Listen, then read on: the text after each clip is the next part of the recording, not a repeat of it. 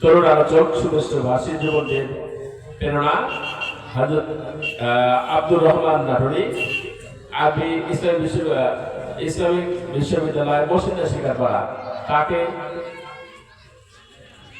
Model ফাজিল মাদ্রাসা গুরুদাসপুর নাটোর, সেখান থেকে এসেছে মোহাম্মদ আব্দুর রহমান নাটোরী, তাকে কোরআন হাদিস থেকে আলোচনা করার জন্য বিনীত অনুরোধ করছি। এর মধ্যে আলোচনা করছে হযরত আব্দুর রহমান নাটোরী। আসসালামু আলাইকুম ওয়া রাহমাতুল্লাহি ওয়া বারাকাতুহু।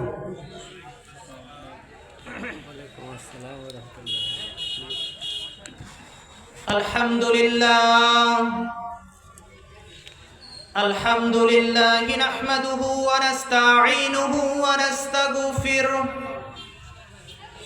ওয়া নু'মিনু বিহি ওয়া নাতাওয়াক্কালু আলাইহি ونعوذ بالله من شرور أنفسنا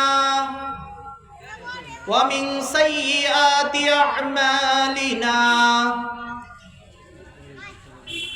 من يهدي الله فلا مضل له ومن يضلل فلا هادي له ونشهد أن لا إله إلا الله وحده لا شريك له ونشهد أن محمدا عبده ورسوله الذي أرسل رسوله بالهدى ودين الحق ليظهره على الدين كله وكفى بالله شهيدا أما بعد فأعوذ بالله من الشيطان الرجيم بسم الله الرحمن الرحيم فويل للمصلين الذين هم عن صلاتهم ساهون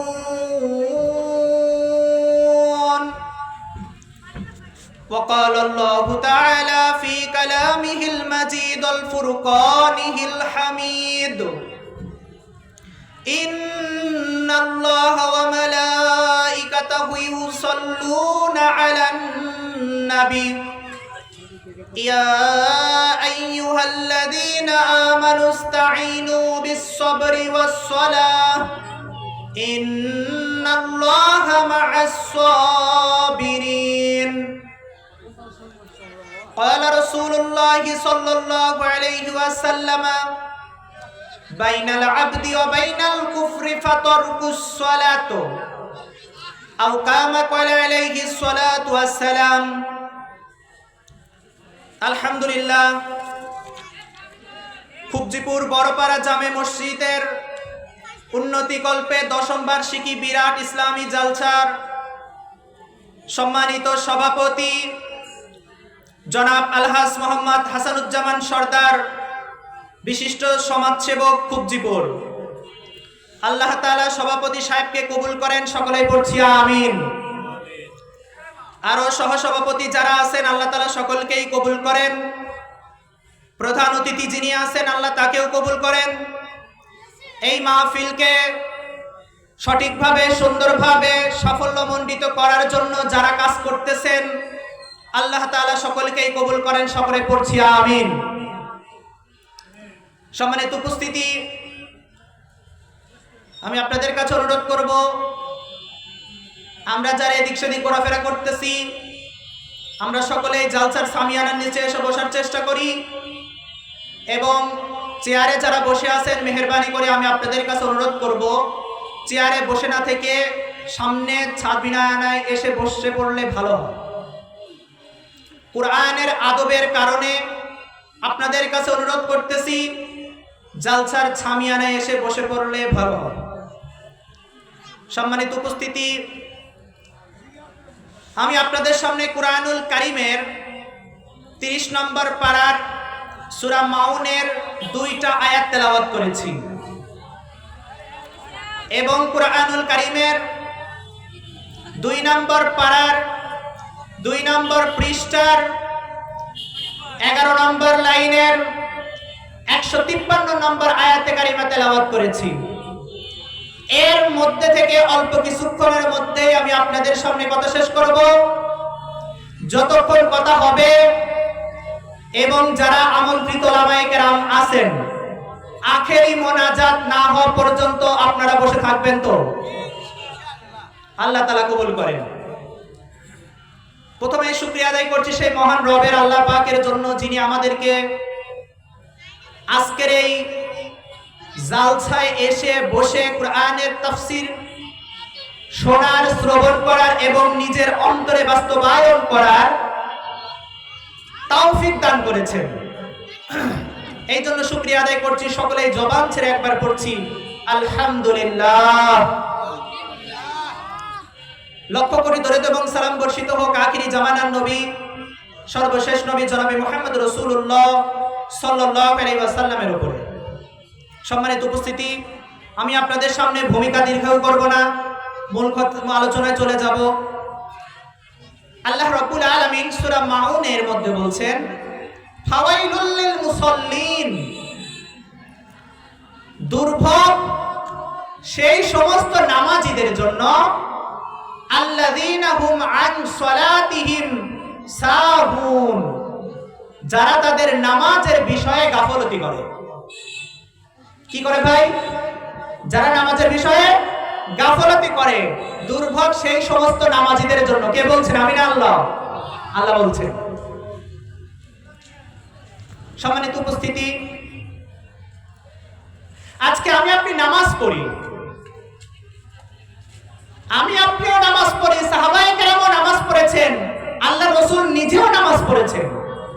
রাসূলের নামাজ সাহাবীদের নামাজের মধ্যে আর আমাদের নামাজের মধ্যে পার্থক্য আছে না নাই?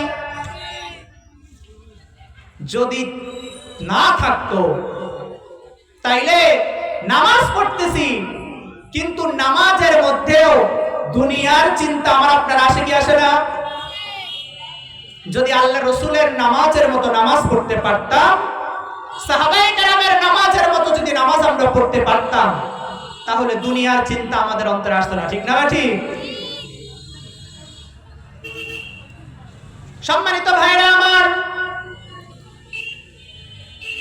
আল্লাহ তাআলা যে কুরআনুল কারীম নাযিল করেছেন, এই কুরআনুল কারীমের মধ্যে যতগুলো আয়াতে কারিমা আল্লাহ দিয়েছেন, প্রত্যেকটা আয়াতে কারিমা আমার আপনার উপরে মানা ফরজ। ঠিক না ঠিক? কোন একটা আয়াতে কারিমা যদি কেউ বাদ দিয়ে দেয়, সে যদিও মুসলমান হতে চায় কিন্তু সে মুসলমানের খাতায় থাকতে পারে না। ঠিক না ঠিক? মুসলমান ভাইরা আমার,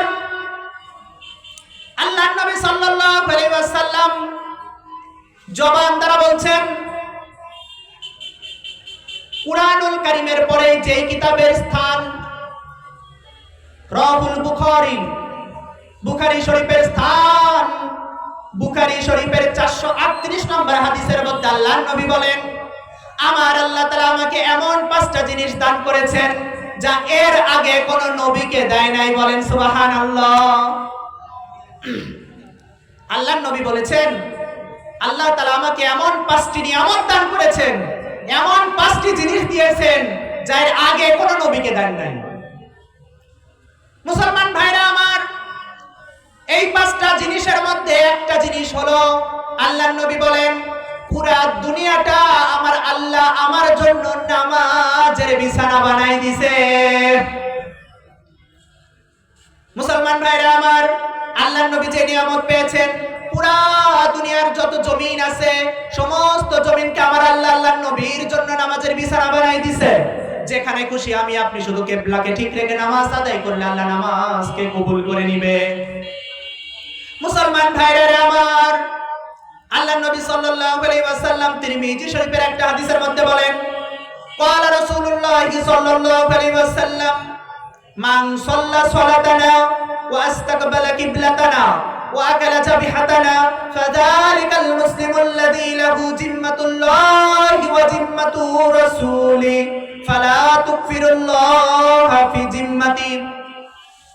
আল্লাহ নবী সাল্লাল্লাহু আলাইহি ওয়াসাল্লাম তিরমিজি শরীফের এই হাদিসের মধ্যে বলেন, যে ব্যক্তি আমার ন্যায় নামাজ আদায় করবে, মান সাল্লা সালাতানা, যে ব্যক্তি আমাদের ন্যায় নামাজ পড়বে, ওয়া আস্তাকবালা কিবলাতানা, আমার কিবলাকে কিবলা হিসেবে গ্রহণ করে নিবে, ওয়া আকালা জাবিহাতানা, আমাদের জবাইকৃত বস্তু যেই ব্যক্তি খাবে, ফাযালিকাল মুসলিম, ওই ব্যক্তি হলো মুসলমান। ঠিক না বা ঠিক? মুসলমান ভাইরা আমার, আসেন একটা ঘটনা বলে আমি শেষ করে দিব। তিরমিজি শরীফের 3 নম্বর খণ্ডের 3747 নম্বর হাদিস। কত নম্বর হাদিস বলছি? তিরমিজি শরীফের 3য় খণ্ডের 3747 নম্বর হাদিস। মনে থাকবে তো আপনাদের? আমার কথা যদি আপনাদের বিশ্বাস না হয়, এই জন্য আমি কুরআনের এবং হাদিসের রেফারেন্স দিয়ে দিয়ে বলতেছি, আপনারা কিতাব খুলে দেখবেন। এই হাদিসের মধ্যে আল্লাহ নবী বলেন, আশারে মুবাশশারা, দুনিয়ার বুকে আল্লাহ নবী 10 জন সাহাবীকে দুনিয়াতে জান্নাতের সার্টিফিকেট দিয়েছে। বলেন সুবহানাল্লাহ। এই কথা এর আগে শুনছেন না আপনারা? অনেকেই শুনছেন। এবার আসেন দেখেন, এই জান্নাতের সার্টিফিকেট প্রাপ্ত সাহাবীদের মধ্যে 4 নাম্বার হলো হযরতে আলী। এই হযরতে আলী আবার আল্লাহ নবী সাল্লাল্লাহু আলাইহি ওয়াসাল্লামের জামাই। ঠিক না ঠিক? আল্লাহ নবী সাল্লাল্লাহু আলাইহি ওয়াসাল্লাম যখন মসজিদ নববীর মধ্যে বললেন, এই আমার সাহাবীরা, তোমরা শুনে রাখো, আমার আল্লাহ ঘোষণা করছে এই 10 জন সাহাবী আমার দুনিয়ার বুকে জান্নাতের সার্টিফিকেট প্রাপ্ত। ও সাহাবী, তোমরা শুনে রাখো, আমি নবী তাদের নামগুলো ঘোষণা করি। আল্লাহর নবী যখন নাম ঘোষণা করতেছিলেন, 8 নম্বরে বলতেছিলেন আবু বকর সিদ্দিক রাদিয়াল্লাহু তাআলা আনহু, 2 নম্বরে বললেন হযরত ওমর ফারুক রাদিয়াল্লাহু তাআলা আনহু, 3 নম্বরে বললেন উসমান জিন্নুরাইন রাদিয়াল্লাহু তাআলা আনহু, 4 নম্বরে যখন বললেন হযরত আলী রাদিয়াল্লাহু তাআলা আনহু, 5 নম্বরে বললেন হযরত জুবাইর রাদিয়াল্লাহু তাআলা আনহু, 6 নম্বরে বললেন আবু তালহা। এমনই ভাবে আল্লাহর নবী সাল্লাল্লাহু আলাইহি ওয়াসাল্লাম যখন 10 জন সাহাবীর নাম ঘোষণা করে দিলেন, এবার হযরত আলী ডাক দিয়ে বলেন, ইয়া রাসূলুল্লাহ, ওগো নবীজি, আপনি যে এই 10 জনের নাম ঘোষণা করলেন গো নবী, এই 10 জনের মধ্যে কি আমি আলীর নাম আছে? আপনারা বলেন তো, আছে না নাই? আছে। কত নম্বরে? 4 নম্বরে। কত নাম্বার? 4 নাম্বার। আল্লাহর নবী এবার ডাক দিয়ে বলেন, হে আলী, আমি তো 10 জন সাহাবীর নাম তোমাদেরকে ঘোষণা করে দিয়েছি, 4 নম্বরে তো তুমি আমার জামাই, আমি আলীর ঘোষণা করে দিয়েছি। এইবার হযরত আলী বললেন, ইয়া রাসূলুল্লাহ, আপনি যে 4 জনের নাম ঘোষণা করলেন, 4 নম্বরে যে আমি আলী আছি, আমি তো মনে করেছি এটা আমি আলী না, এটা অন্য আলী হবে। কি হবে? অন্য আলী হবে। আল্লাহর নবী এবার বললেন, হে আলী, এটা অন্য কোন আলী না, তুমি আমার জামাই আলী। ইয়া রাসূলুল্লাহ, আপনি যে দুনিয়াতে আমাকে জান্নাতের সার্টিফিকেট দিলেন, আমি যদি এখন আল্লাহর হুকুমগুলো সব না মানি, তারপরেও কি আমি জান্নাতে যাব নাকি? প্রশ্ন আসে কি আসে না? আল্লাহ রাসূল বললেন, হে আলী, আল্লাহ যেহেতু তোমাকে দুনিয়াতে জান্নাতের সার্টিফিকেট দিয়েছে, তুমি যদি এখন আমার আল্লাহর ইবাদত করো আর না করো, না করলেও তুমি জান্নাতে যাবে। সুবহানাল্লাহ। আল্লাহর নবীর সাহাবী হযরতে আলী, রাসূলের জামাই, ফাতেমার স্বামী, ইমাম হাসান হুসাইনের বাবা, এবার ডাক দিয়ে বলেন, ইয়া রাসূলুল্লাহ, আপনি যেহেতু বললেন আমি আজকে থেকে নামাজ আদায় না করলেও, রোজা না করলেও, যাকাত না দিলেও আমি জান্নাতে যাব, ইয়া রাসূলুল্লাহ, আপনি শুনে রাখেন, আজকে ফজরের নামাজে কিন্তু আমি আলী আসব না। কি বলেছে? আজকে ফজরের নামাজে আমি আলী আসব না। মুসলমান ভাইরা আমার, এটা আমার মূল ঘটনা না, আমি মূল ঘটনা বলবো একটু পরেই। এইটা শুধু আপনাদেরকে ক্লিয়ার করি, এত বড় মাপের সাহাবী হযরতে আলী, নামাজের বিষয়ে তার এত গুরুত্ব ছিল, যুদ্ধের ময়দানে তার শরীরে তীর বেঁধে গেছে, নামাজ ছাড়া অবস্থায় যখন তার শরীর থেকে তীর খুলবে, তীর খুলতে গেলে তার শরীরে ব্যথা লাগে, যার কারণে অন্যান্য সাহাবীরা তার তীর খুলতে পারে না। সমস্ত সাহাবীরা বলছে, এ সাহাবী তোমরা শুনো, আল্লাহর নবীর সাহাবী হযরতে আলী যখন নামাজে দাঁড়াবে তখন তোমরা পিছন দিক দিয়ে তার তীর খুলবে, যদি তীর খুলে নাও তখন আলী টের পাবে না। তাই হয়েছে, আল্লাহর নবীর সাহাবী হযরতে আলী যখন নামাজ আদায় করতেছিলেন, পিছন থেকে সাহাবায়ে কেরাম গিয়ে তীর খুলে নিছে, আলী টের পায় নাই। সুবহানাল্লাহ। মুসলমান ভাইরা আমার, এই আলী যখন বলে গেলেন, ইয়া রাসূলুল্লাহ আজকে ফজরের নামাজে আমি আসবো না, আল্লাহর রাসূল যখন ইমামতি করলেন, ডানে সালাম ফিরাইলেন, বামে সালাম ফিরাইলেন, সালাম ফিরানোর পরে বাম দিকে আল্লাহর নবী তাকায়া দেখে হযরতে আলী চলে আসছে। আল্লাহর নবী যখন মুসল্লিদের দেয় হয়ে বসলেন, আলীকে ডাকতে বলেন, এই আলী তুমি এদিকে আসো, তুমি না বললে আজকে ফজরের নামাজে আসবো না। আলী এবার হাউমাউ করে বাচ্চাদের মধ্যে কাঁদে আর বলে, ইয়া রাসূলুল্লাহ আমি তো নামাজে আসতে চাইনি, অনেক চেষ্টা করেছি গো রাসূল, কিন্তু যখন আজান হয়ে গেছে আমি আলী আর বিছানায় থাকতে পারি না গো রাসূল, উঠে নামাজের মুসল্লা বিছাইছি, ওযু করেছি, মাথায় পাগড়ি বেঁধেছি গো রাসূল, তারপরে মসজিদের বারান্দায় এসে 2 রাকাত সুন্নাত পড়েছি, এরপরে আমি নামাজে দাঁড়ায় গেছি গো রাসূল। আমি তো আলী নামাজ ছাড়তে চাই, কিন্তু নামাজ আমি আলীকে ছাড়ে না। আল্লাহু আকবার। কেমন নামাজ পড়ছে আলী? আলী নামাজকে ছাড়তে চায় কিন্তু নামাজ আলীকে ছাড়তে পারে না। আমি আপনি সেই নামাজ পড়তে পারি? আল্লাহর কাছে তো বলতেছি, আল্লাহ আমাকে সাহায্য করেন, কিন্তু নামাজও নাই, ধৈর্যও নাই। এই রকম সাহায্য চাইলে কি আল্লাহ সাহায্য করবে? না, এটা আমার কথা না, কুরআনুল কারীমের কথা। কুরআন খুলেন আপনারা, কুরআনুল কারীমের 2 নম্বর পারার 2 নম্বর পৃষ্ঠার 11 নম্বর লাইন, 153 নম্বর আয়াত, সূরাতুল বাকারা। আল্লাহ বলছেন, ইয়া আইয়ুহাল্লাযীনা আমানু, হে ঈমানদারেরা, আস্তাঈনু বিস-সাবরি ওয়াস-সালাহ, আমি আল্লাহর কাছে সাহায্য তোমরা চাও 2টা জিনিসের মাধ্যমে। কয়টা? আরো জোরে বলেন। 1 নম্বর জিনিস হলো বিস-সাবরি, ধৈর্য ধারণ করে আমি আল্লাহর কাছে সাহায্য চাও। 2 নম্বর জিনিস হলো ওয়াস-সালাত, নামাজ। কোন 2টা জিনিস আল্লাহর কাছে সাহায্য চাইবেন বলেন তো দেখি আওয়াজ দিয়ে। 1 নম্বর হলো ধৈর্য, 1 নম্বর কি? 2 নম্বর সালাত অর্থাৎ নামাজ। এই 2টা জিনিস আল্লাহর কাছে সাহায্য চাইতে দেরি, আল্লাহ সাহায্য করতে দেরি হবে না। আল্লাহু আকবার। আজকে আমরা সাহায্য চাই, কিন্তু সাহায্যের যে মাধ্যম এইটা আমরা জানি না, ঠিক না ভাই? ঠিক। মুসলমান ভাইরা আমার, আল্লাহর নবী বুখারীর হাদিসের মধ্যে বলেন, বাইনাল আবদি ওয়া বাইনাল কুফরি ফাতারকুস সালাত, আল্লাহর বান্দা যারা আর কাফের যারা, এদের মধ্যে পার্থক্য শুধু একটাই জিনিস, সেটা হলো নামাজ। যে নামাজ পড়ে সে আল্লাহর বান্দা, যে নামাজ পড়ে না সে কাফের। কথা ঠিক না ঠিক? কার কথা? আল্লাহর রাসূলের জবানের কথা। মুসলমান ভাইরা আমার, আমি আপনি আল্লাহর নবী সাল্লাল্লাহু আলাইহি ওয়াসাল্লামের জবানে কতটুকু বিশ্বাস করি? আমি নিজের জবান দ্বারা কোনো কথা বলাকে যতটুকু বিশ্বাস করি, নিজের কান দ্বারা কোনো জিনিস শোনাকে যতটুকু বিশ্বাস করি, নিজের চোখ দ্বারা কোনো জিনিসকে দেখাকে যতটুকু বিশ্বাস করি, নিজের হাত দ্বারা কোনো জিনিসকে স্পর্শ করাকে যতটুকু বিশ্বাস করি, তার চাইতেও বেশি বিশ্বাস করি রাসূলুল্লাহ সাল্লাল্লাহু আলাইহি ওয়াসাল্লামের জবানের কথাকে। ঠিক না ঠিক? মুসলমান ভাইরা আমার, আমি আপনাদের সামনে একটা ঘটনা বলে শেষ করে দিব। আল্লাহর নবী সাল্লাল্লাহু আলাইহি ওয়াসাল্লাম একদিন মসজিদ নববীর মধ্যে বললেন, ও আমার সাহাবী তোমরা শুনে রাখো, আস-সালাতু মিফতাহুল জান্নাহ। কি বলেছেন? আস-সালাতু মিফতাহুল জান্নাহ। ও সাহাবী তোমরা শুনে রাখো, নামাজ হলো জান্নাতের চাবি। নামাজ কি? জান্নাতের চাবি। সম্মানিত মুসলমান ভাইরা আমার, 2 নম্বরে আল্লাহর নবী যে কথা বলেছিলেন, কাফা বিল মাউতি বিল ইওয়াস, বেশি থেকে বেশি তুমি মৃত্যুকে স্মরণ করো। কাকে স্মরণ করো? কাকে? জোরে বলেন, কথা বলতে কষ্ট হয়, তাহলে বলেন না কেন? আল্লাহর কোরআনের কথা জোরে জোরে বলবেন।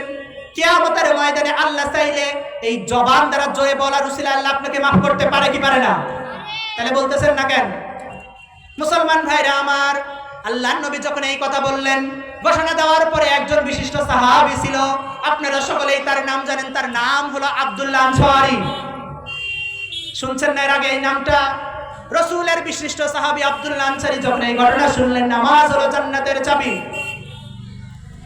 আল্লাহ নবী সাল্লাল্লাহু আলাইহি ওয়াসাল্লামের এই সাহাবী নামাজ যখন শেষ হয়ে যায়, রাসূল সালাম ফিরানোর পরে সে আর মসজিদে দেরি করে না, মাসনুন দোয়া দ্রুত পাঠ করে না, দৌড়াইয়া বাড়ির দিকে চলে যায়। কোথায় যায়?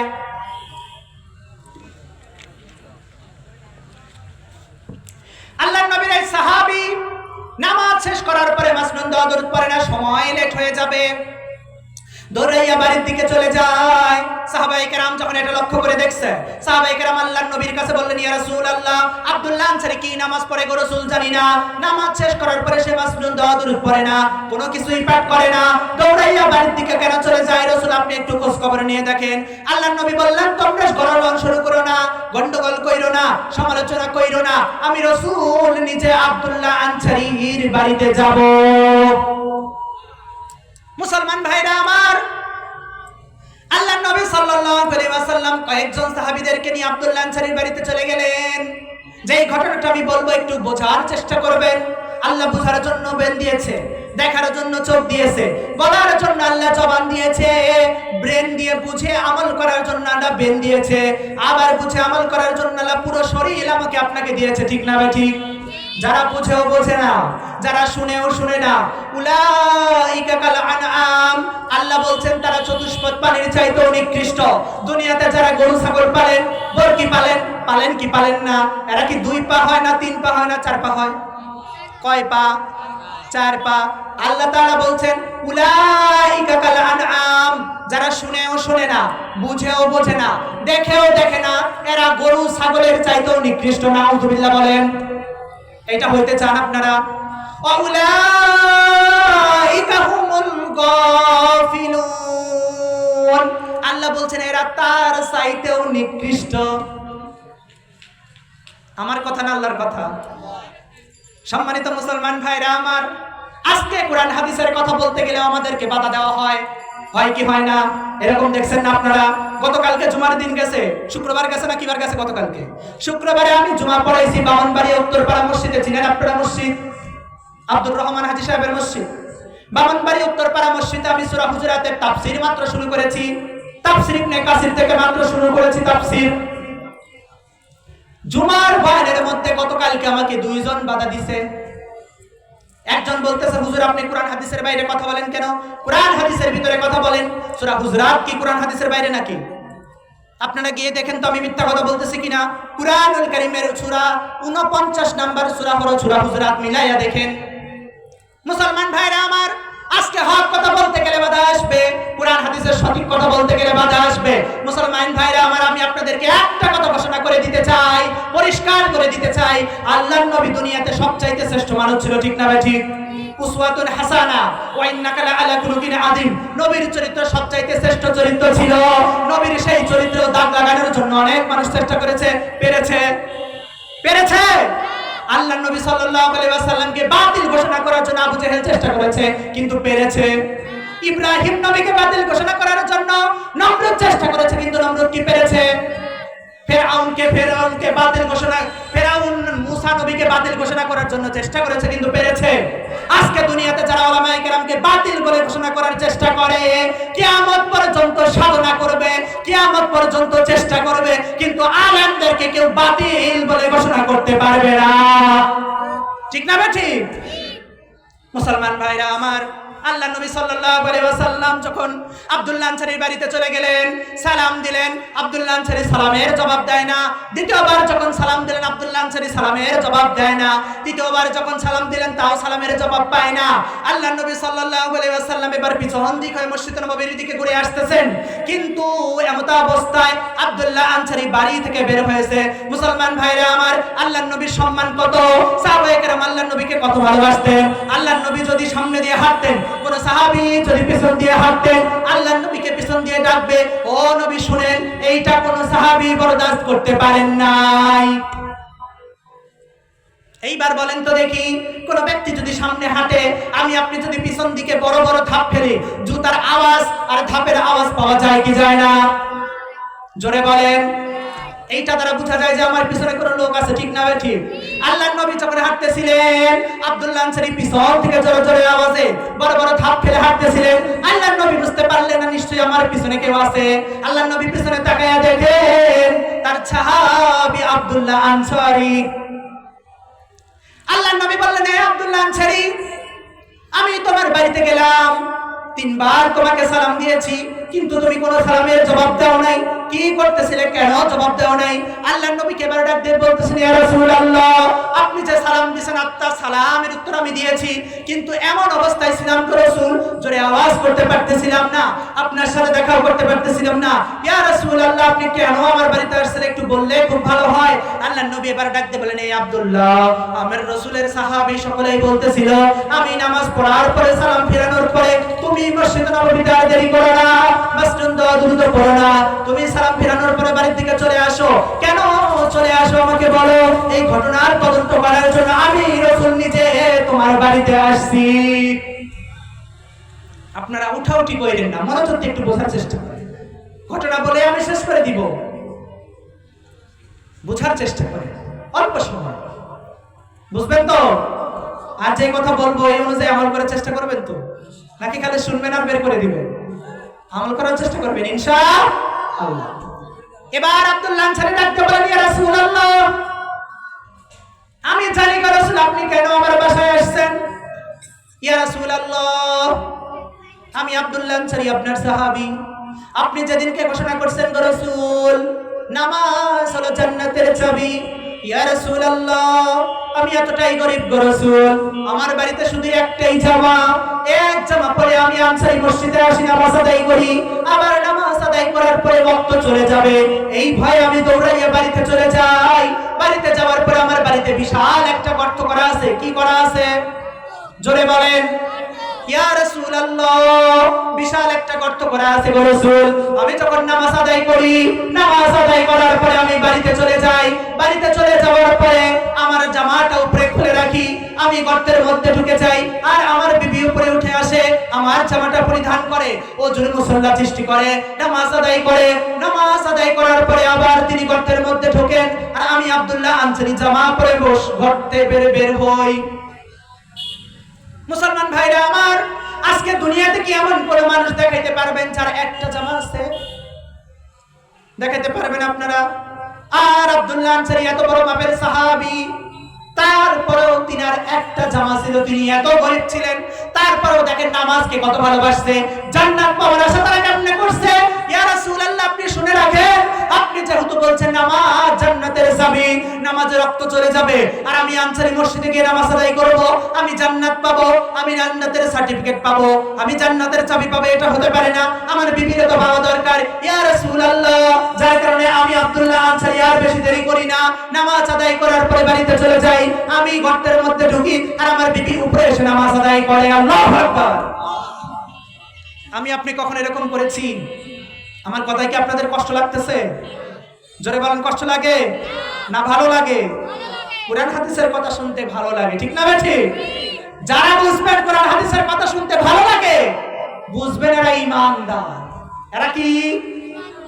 আর যাদের কুরআন হাদিস শুনতে ভালো লাগে না, বুঝতেও ভালো লাগে না, এরা আবু জেহেল, এরা উতবা সাইবা, এরা নমরুদ, এরা ফিরাউন, ঠিক না বেঠি? মুসলমান ভাইরা আমার, আল্লাহর নবী বললেন, এ আনসারী, চলো তুমি তোমার বাড়িতে আমাকে নিয়ে চলো, দেখি তোমার গর্তটা শরীয়ত সম্মত হয়েছে কিনা। বুঝতে পেরেছেন? আল্লাহর নবীকে যখন গর্তের মধ্যে নিয়ে গেলেন, বাড়ির মধ্যে যাওয়ার পরে তার বিবিকে আড়াল করতেছিলেন, অন্য পোশাক দ্বারা রাসূলুল্লাহ সাল্লাল্লাহু আলাইহি ওয়াসাল্লামের সাহাবীদের পোশাক দ্বারা তার বিবিকে আলাদা করতেছিলেন। আল্লাহর নবী যখন বললেন, এই আনসারী তুমি গর্তের মধ্যে নামো, দেখি তো তোমাকে দেখা যায় কিনা, যদি দেখা যায় গর্ত শরীয়ত সম্মত না, আর যদি দেখা না যায় তাইলে গর্ত শরীয়ত সম্মত। বুঝতে পেরেছেন? আল্লাহর নবী তাকায় দেখলেন দেখা যায় না, তার মানে গর্ত শরীয়ত সম্মত। এ আব্দুল্লাহ আনসারী, আমি রাসূল ঘোষণা করে দিলাম, তুমি শুনে রাখো, তোমার জান্নাতের চাবি কামাই করা হয়ে গেছে। কথা বুঝতে পেরেছেন? ইয়া রাসূলুল্লাহ, আপনি যদি সত্যি বলে থাকেন গো রাসূল আমার জান্নাতের সবই কামাই করা হয়ে গেছে। ইয়া রাসূলুল্লাহ, আজকে আমি ঘোষণা করে দিলাম দুনিয়ার বুকে আজকে আমার চাইতে বড় খুশি আর কেউ নাই। যার জান্নাতের চাবি পাওয়া হয়ে গেছে, দুনিয়াতে কি তার চাইতে বড় সুসংবাদ প্রাপ্ত বড় খুশি আর কেউ হইতে পারে? পারে? পারে না। মুসলমান ভাইরা আমার, এইবার মূল কথায় আসেন। আল্লাহর নবী সাল্লাল্লাহু আলাইহি ওয়াসাল্লামের সাহাবীকে সাথে করে নিয়ে আল্লাহর নবী যখন মসজিদ নববীর দিকে ফিরে আসতেছেন সাহাবীদেরকে নিয়ে, রাস্তার এক পাশে দেখে একটা খেজুর গাছ। কয়টা? আরো জোরে। একটা খেজুর গাছের সাথে দুইটা শিশু বাচ্চা বাঁধা। কয়টা বাচ্চা? দুইটা শিশু বাচ্চা বাঁধা। আল্লাহর নবী সাল্লাল্লাহু আলাইহি ওয়াসাল্লাম বাচ্চাদের তাকায়া দেখেন, অঝর নয়নে কান্দে। আল্লাহর নবীকে দেখেও কান্দে, আব্দুল্লাহ আনসারীর দিকে তাকায়াও কান্দে। আল্লাহর নবী এবার চিন্তা করলেন কি ব্যাপার, এই বাচ্চা তুই তো এই গাছের সাথে বাঁধা কেন? আব্দুল্লাহ আনসারীকে বললেন, এই আব্দুল্লাহ, তোমার বাড়ির সাথে খেজুর গাছ আর এই খেজুর গাছের সাথে দুইটা সন্তান বাঁধা, তুমি কি চিনো নাকি এই সন্তানগুলোকে? আল্লাহর নবীর সাহাবী আব্দুল্লাহ আনসারী বললেন, না ইয়া রাসূলুল্লাহ, আমি এদেরকে চিনি না। এইবার সন্তানগুলো অঝর নয়নে কান্দে। আল্লাহর নবী যখন কাছে গেলেন, যাওয়ার পরে বললেন, হে সন্তানেরা, তোমরা সত্যি করে বলো তো, তোমরা এই গাছের সাথে কেন বাঁধা আর তোমাদের বাবাকে? আল্লাহর নবীর কথা শুনে শিশু বাচ্চা দুইটা বলতেছেন, ইয়া রাসূলুল্লাহ, আপনার সাথে যেই নাফরমান বান্দা ঘুরতেছে, এই আব্দুল্লাহ হলো আমাদের পিতা। এই আব্দুল্লাহ কি আমাদের পিতা। আল্লাহর নবী চমকে দাঁড়ায় গেলেন, এই আব্দুল্লাহ, তুমি আমাকে বললে এদেরকে চিনো না? এরা বলতেছে তোমার সন্তান। সত্যি করে বলো তো দেখি, এগুলো কি তোমার সন্তান? আব্দুল্লাহ আনসারী এবার ডাক দিয়ে বলেন, ইয়া রাসূলুল্লাহ, এই কথা 100% সত্য, এই দুইটা সন্তান হলো আমার সন্তান। ইয়া রাসূলুল্লাহ, আজকে কয়েকদিন যাবত আমার ঘরে কোনো খাবার নাই, পাতিলে আগুন জ্বলে না, বাচ্চাদেরকে খাবার দিতে পারি না, আমি আব্দুল্লাহ আনসারী খাইতে পারি না, আমার বিবিও খাইতে পারে না, সন্তানগুলোও খাইতে পারে না। ইয়া রাসূলুল্লাহ, এই খেজুরের গাছে দেখতেছেন খেজুর ধরে আছে, আমার সন্তানগুলো ঢেল মেরে শুধু দুইজন দুইটা খেজুর পেরে খেয়েছে, যার কারণে ওই ইহুদি, ওই মুশরিক, ওই নাস্তিক আমার সন্তান দুইটাকে গাছের সাথে বেঁধে রাখছে। দিলে মায়া লাগে? কথা বলেন, মায়া লাগে? মুসলমান ভাইরা আমার, আমি যে ঘটনাটা আপনাদেরকে বলতেছি, দিলটা নরম করে নিয়ে শুনেন, একটু বোঝার চেষ্টা করেন। আগেকার জামানার সাহাবীরা তো এমনিতেই সাহাবী হয় নাই, রাদিয়াল্লাহু তাআলা আনহুম ওয়া রাদু আন। আল্লাহ কি এমনি বলছেন আমি আল্লাহ তাদের উপরে রাজি খুশি, তারাও আমার উপরে রাজি আর খুশি? এমনি এমনি বলছে? এই ঘটনাগুলোর কারণেই বলছে। বুঝতে পারতেছেন কথা আমার? আপনাদের বুঝতে অসুবিধা হচ্ছে? মুসলমান ভাইরা আমার, আল্লাহর নবীর সাহাবী যখন এই কথা বললেন, আল্লাহর নবীর চোখ দিয়ে অঝর নয়নে পানি পড়ে। আল্লাহর নবী গিয়ে মসজিদের বারান্দায় বসলেন, অঝর নয়নে কাঁদতেছেন। পাশ থেকে হযরত আবু বকর আসতেছেন, ইয়া রাসূলুল্লাহ, আমি আবু বকর সিদ্দিক, আপনার চোখ দিয়ে পানি পড়ে গো রাসূল, আমি এটা বরদাস্ত করতে পারি না। ইয়া রাসূলুল্লাহ, আপনি কাঁদেন কেন আমাকে বলেন, কে আপনাকে কষ্ট দিয়েছে? কি বলে কষ্ট দিয়েছে? যে আপনাকে কষ্ট দিয়েছে আমি তার কল্লাকে যে আপনার সামনে হাজির করব। মুসলমান ভাইরা আমার, আল্লাহর নবীর সাহাবী হযরত আবু বকর সিদ্দিক রাদিয়াল্লাহু তাআলা আনহু যখন এই কথা বললেন, আল্লাহর নবী অঝর নয়নে কাঁদলেন আর বললেন,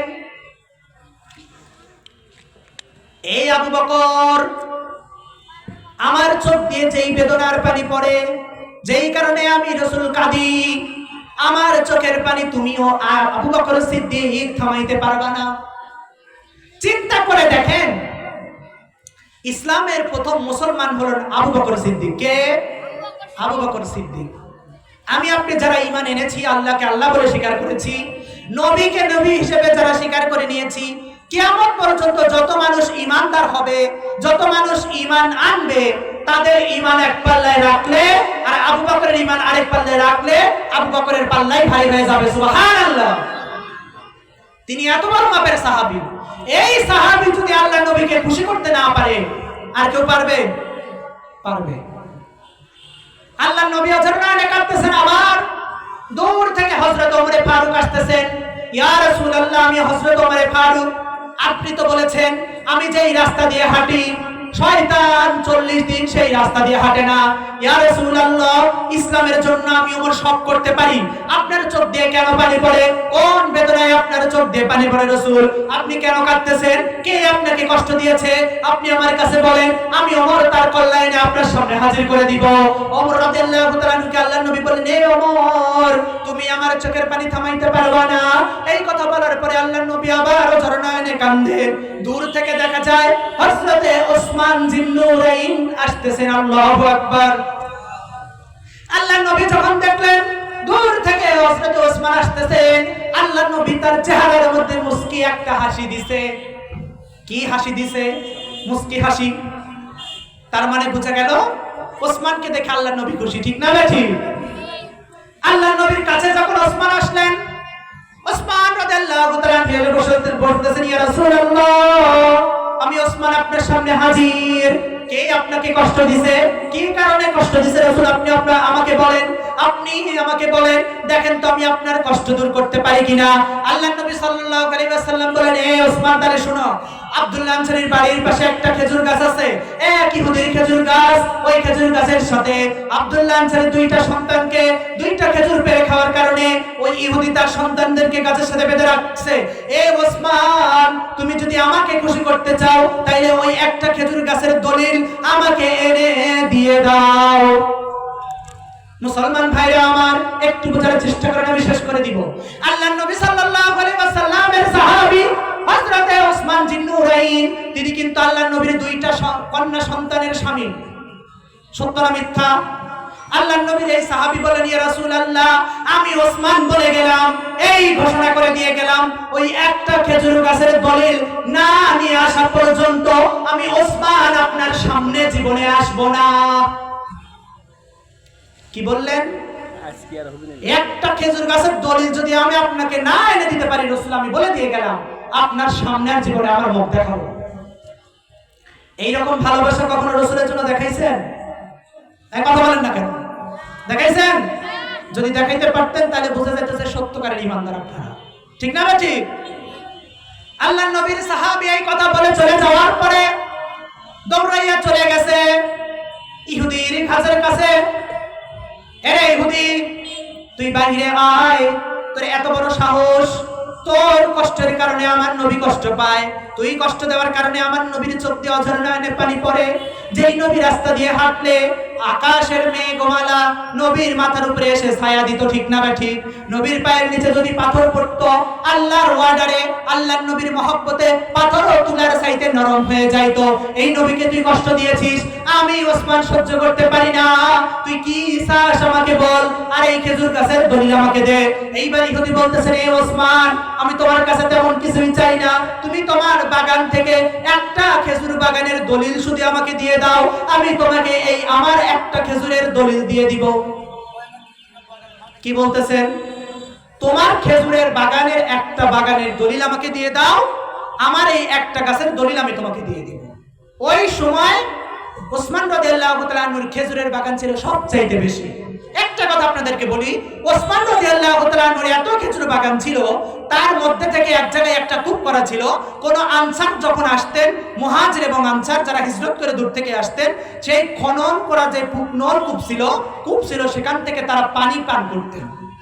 এই কথা সত্য না মিথ্যা? হাদিসের মধ্যে আছে। এমনকি পশু পাখি পর্যন্ত সেখানে গিয়ে পানি পান করতেন। আল্লাহ নবী সাল্লাল্লাহু আলাইহি ওয়াসাল্লামের এই সাহাবীর ওই পুকুর থেকে খনন করা সেই কূপ থেকে পানি নিয়ে নিয়ে খেজুর বাগানগুলোতে আরো দেওয়া হতো। ওই খেজুর বাগানগুলো বাড়তে বাড়তে আরো বেড়ে গেছে। ওই খেজুরগুলো বিক্রি করার পরে ওসমান রাদিয়াল্লাহু তাআলা যখন মৃত্যুবরণ করছে, তখন সেই বাগানের খেজুরগুলোর টাকা কি করবে? তখন ওসমান রাদিয়াল্লাহু তাআলার নামে একটা বিশাল টাওয়ার বানাইছেন। যারা মক্কা মদিনায় গেছেন তারা দেখবেন ওসমান টাওয়ার নামে একটা টাওয়ার আছে, ঠিক না ঠিক? আমার হুজুর চলে আসছে, আমি শেষ করে দিব এই ঘটনাটা, শেষ করে দিব, শেষ হয়ে গেছে অল্প সময়। এইবার ওই বাগানওয়ালা যখন বললেন, তুমি তোমার বাগানগুলোর মধ্যে একটা খেজুর বাগানের দলিল আমাকে দিয়ে দাও, আমি ইহুদি বলে দিলাম, আমি ঘোষণা করে দিলাম, আমার একটা গাছের দলিল আমি তোমাকে দিয়ে দিব। আল্লাহর নবীর সাহাবী ওসমান এবার ডাক দিয়ে বলেন, রে ইহুদি, তুই শুনে রাখ, আজকে যদি তুই শুধু আমার জীবনের বাগানগুলোর একটা বাগানের দলিল না চাইতি, তুই যদি আমার জীবনে যত খেজুরের বাগানের দলিল আছে সবগুলো যদি তুই চাইতিস, আমি রাসূলকে রাজি আর খুশি করার জন্য আমার জীবনের যত বাগানের দলিল আছে আমি সবগুলো তোরে দিয়ে দিতাম।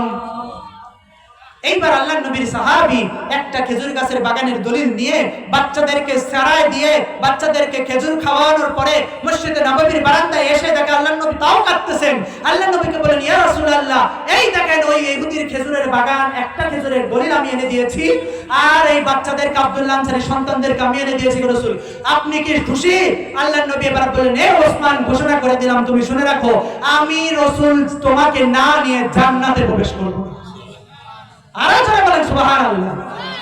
সম্মানিত উপস্থিতি, এতক্ষণ পর্যন্ত আমি যেই কথাগুলো বলেছি আপনাদের সামনে কুরআনুল কারীম থেকেও বলেছি, রাসূলুল্লাহ সাল্লাল্লাহু আলাইহি ওয়াসাল্লামের অসংখ্য অগণিত বাণী, বুখারী থেকে কিছু হাদিস বলেছি, তিরমিজি থেকে একটা হাদিস বলেছি এবং কিছু ঘটনা বলেছি।